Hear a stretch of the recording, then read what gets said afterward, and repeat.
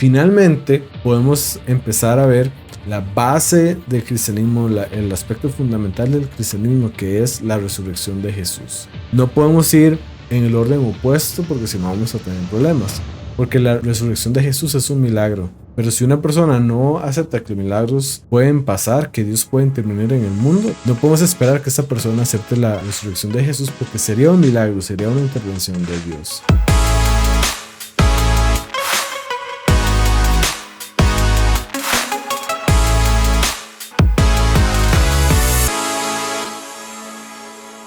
Él me pregunta, ¿cómo explicarle a un materialista cientifista que existe la inmortalidad del alma y el demonio?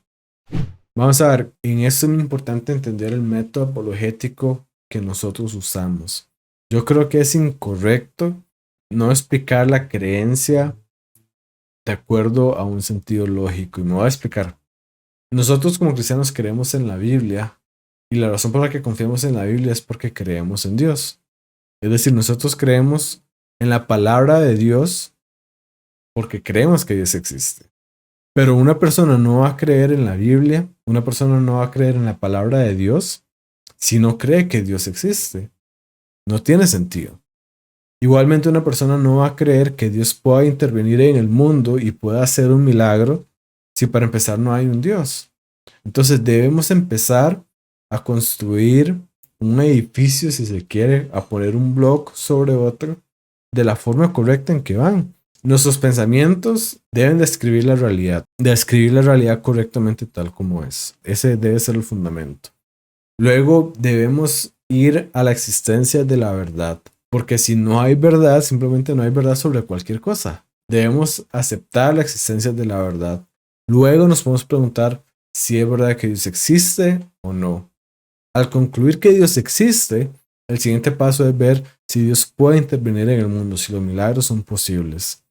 Y finalmente, podemos empezar a ver la base del cristianismo, el aspecto fundamental del cristianismo, que es la resurrección de Jesús. No podemos ir en el orden opuesto porque si no vamos a tener problemas, porque la resurrección de Jesús es un milagro.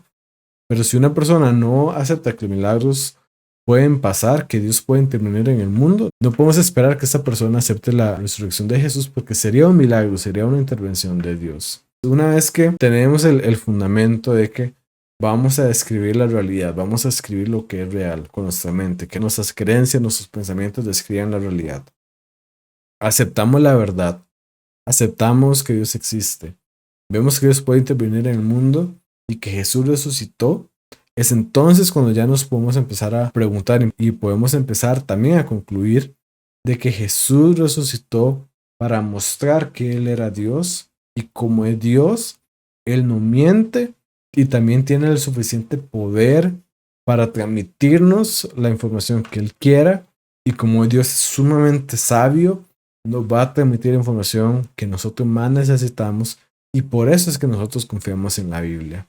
Todo está estructurado, digamos, tiene una estructura clara y lógica y verdadera.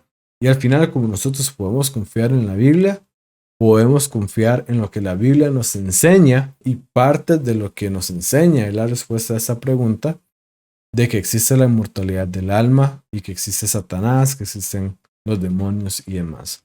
Es decir, yo creo esas cosas, yo creo que el alma es inmortal, yo creo que existe Satanás, creo que hay un cielo y demás, porque creo en la Biblia porque Dios no miente y la revelación máxima de Dios es Jesús.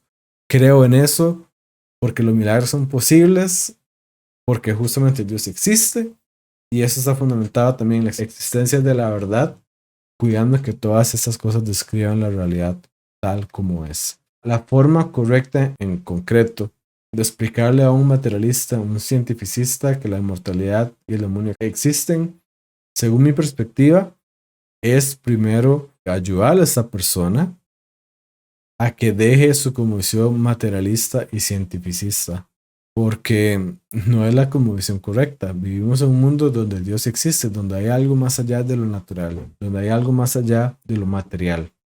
Entonces, empezando con el hecho de que Dios existe, de que eso es verdad, ya se pueden seguir los demás pasos de los milagros, de la resurrección de Jesús, de la confiabilidad de la Biblia y luego ya vemos cómo se pueden aceptar esas enseñanzas.